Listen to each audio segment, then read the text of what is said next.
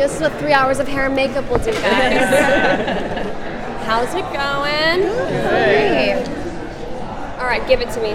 I've never done a round table by myself. I have no one to deflect on now. I can deflect on you. Yeah, I'll take it. You're next to me. Thank you.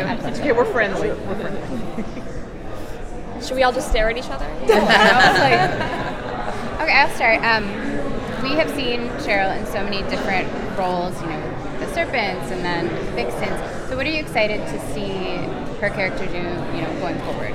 That's funny that you say that. I always say that she is the only character on Riverdale who's been a serpent, a poison, a pussycat, and a vixen. And I think that's what I love about her is the versatility. But I think it would be nice, because I think the versatility is, again, another facade that she's put up. I think it'd be nice for her this year to focus on her mental health, which obviously is at a very bad place, and to focus on her relationship and getting into a good college and figuring out who Cheryl is. Do I think she'll do those things? I'm not sure, but I hope she does. So as you continue to, peel back the layers of this character and explore kind of what she just said, are you anything you find you're surprised to learn about yourself as an actress, and what's been the most enjoyable part of it? You're asking some fantastic questions. I think every day is a challenge with Cheryl, and I think that's why I don't think I can ever get bored of playing her, and don't think that's very common in TV. When you're doing 4, 5, 6, 7 years of the same character, it becomes a lot of monotony, and I don't feel monotonous ever with Cheryl, and I think that's what surprises me the most about her, is that I really thought, if I got to be on a show ever for 4 years, I was like, oh man, how do you keep that character alive and interesting? And she already is alive and interesting, and that is very enjoyable, yeah. I'm sure you can't go into specifics, but how does the body in the basement affect Cheryl's relationship?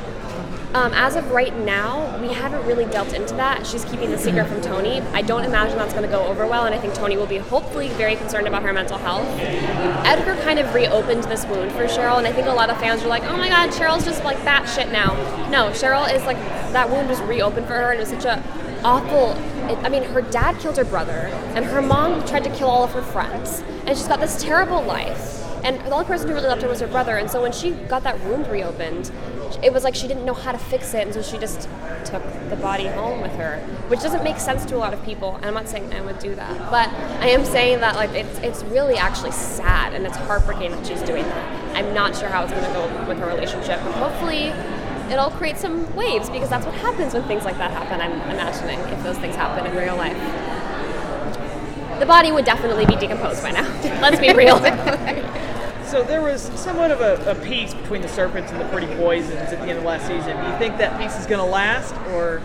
I know it looks like you hope it doesn't. It looks like you're hoping it doesn't last, but I think it will. I think that they're probably going to end up merging together, and maybe Tony and Jughead can run them together. That'd be nice. Co-captains? Co-captains? I like it. Wouldn't be mad at that. I feel like Cheryl always comes in as the badass character to save the day. So how fun is that for you? Because it's usually at the end they're like, okay, we're gonna go for her, and she's coming in to fix it all. It's very fun. I love doing archery, which is always her go-to Yeah. for saving the day. And it's just, again, it just keeps my life fun and interesting. I never do the same thing twice on the show, which is fantastic.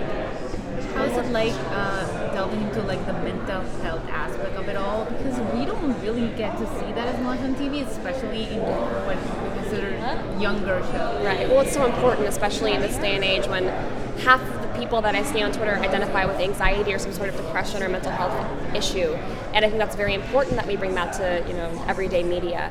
And it's a lot of work before you come to work to figure out what that means and how those things play and how that affects Cheryl. And then hopefully we can address that in the show. That's the hope. Thank you. Thank you. Some more Betty and Cheryl this season? Hopefully. I know that you're going to see some Veronica and Cheryl teaming up. Thank you. Thank you guys. Thank you.